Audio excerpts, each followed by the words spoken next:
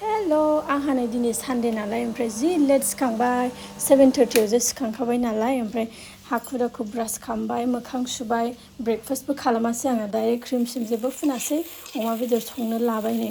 बानलु सामब्राम खामनो थाखाय थाव एसे होनानै मोजां संबाय अमा बेदरखौ रुनानै लाखाबाय ओमफ्राय दा मोजां मेजेम ओंखारहोनोसै आरो मेजेम ओंखारनानै मस्ला मस्लि होनानै दै होबाय ओमफ्राय दा नै लास्टाव दुन्दिया होनानै गार्निश खालामबाय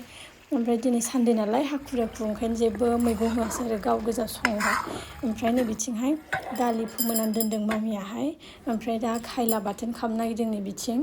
ओमफ्राय आङो हाखु दाखु फैनानै देलायफैबाय माने गिर्जा गनानै संफैबाबो एसे लेटद्राय जायोना ओंखायनो हाखु दाखु संनानै गालाङो ओमफ्राय देलायबाय नानिखौबो देलायहोबाय ओमफ्राय नै नानिया उन्दुबाय आरो सानडे नालाय दिनै फुङाव बेखौ फुथुवाखै आङो ओंखायनो दासो उन्दुबाय ओमफ्राय गिर्जा थांनायावहाय जि मोजां उन्दुबाय आरो जोंहा गिर्जाबो खाथि नालाय ओंखायनो थाबायनानै थाङो जों दा मोनफैबाय नै